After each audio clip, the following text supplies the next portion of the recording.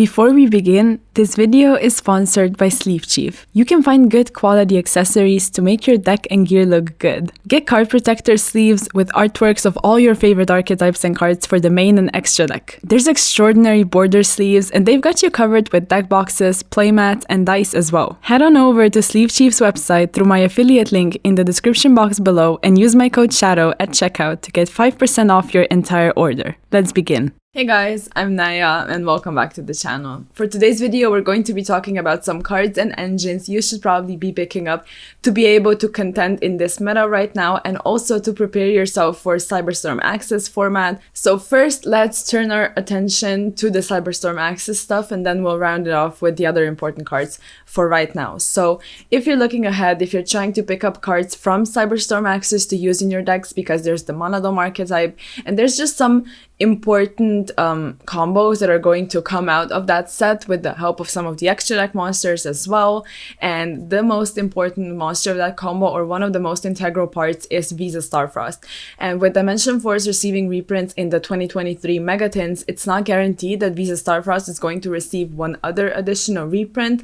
Last year, Aluber received one in Ghost from the Past, the Second Haunting, because the price really went up. But right now, Visa's isn't at the price point that Aluber was at last year, so probably they won't give him a reprint. If they do, that's cool and fine and the price is going to drop. But if you're trying to play anything that's going to involve Visa Starfrost, whether that be Monodome or some other combos that you can go for, you probably should look into picking that card up. So there's that. And I mentioned the combos. So with the help of A Hero Lives, you're able to end on a board of multiple bodies where you're able to just turn your combos in different directions, just do whatever you want. And you also have like disruptions, you're able to go for Baron and things like that. So I wanted to mention a couple of these important cards. The first one that really jumpstarts your combos is Elemental Hero Prisma.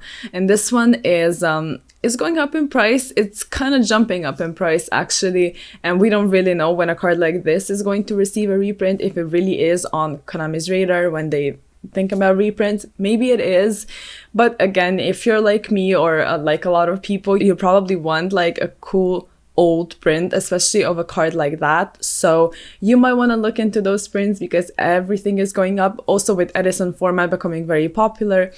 And still on the topic of those combos, there's some extra deck monsters you might want to be looking into. But before that, I wanted to also mention another engine, because going into Prisma, then you're able to go into Scareclaw Lightheart, because it usually is going to copy Visa Starfrost. And then with a Lightheart, you're going to be able to get the field spell. With the field spell, you get to the monster. With the monster, you get to Arrival. And this is like a small Scareclaw package that really grants you a ton of room to, to just evolve your combos, to get bodies, and to just continue with your plays. And moving on to the extra deck monsters I wanted to mention.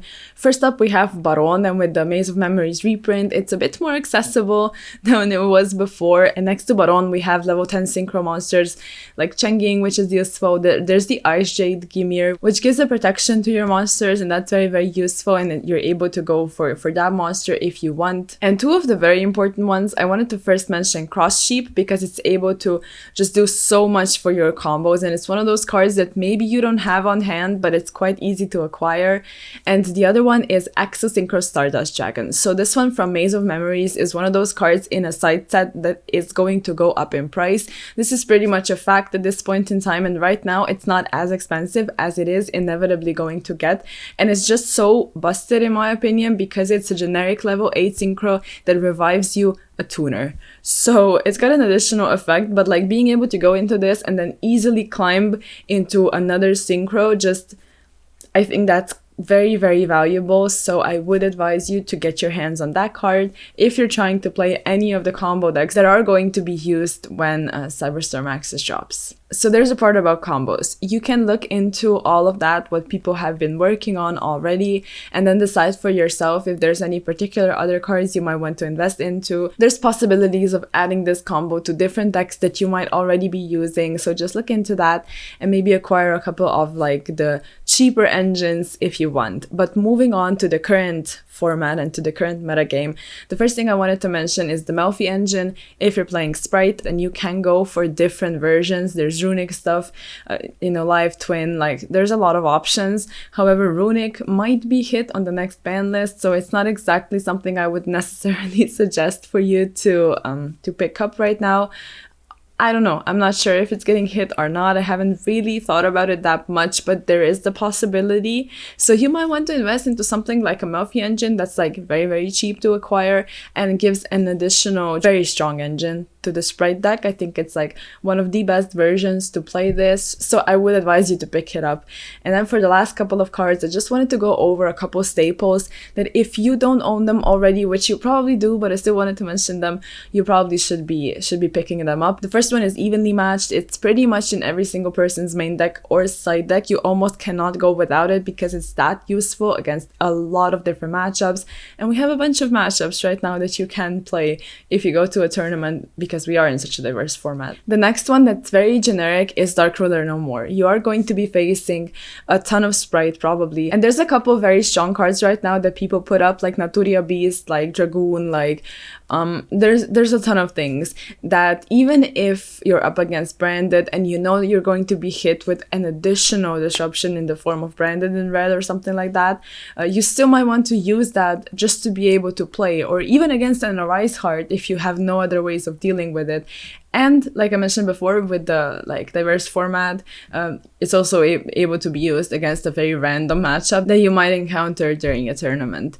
So with that, we're moving on to the next card. I wanted to mention Cosmic Cyclone with Runic pretty much everywhere, and there's Runic for higher versions, Runic Naturia versions, Runic Sprite versions, Runic Kashira versions even. Cosmic is very, very useful because you're just banishing it.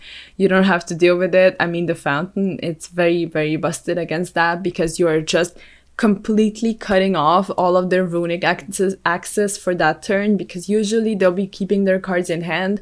So if you're able to get rid of Fountain, there's no additional draws and there's no fear of you getting hit with cards like Flashing Fire or whatever it may be that's just annoying to deal with.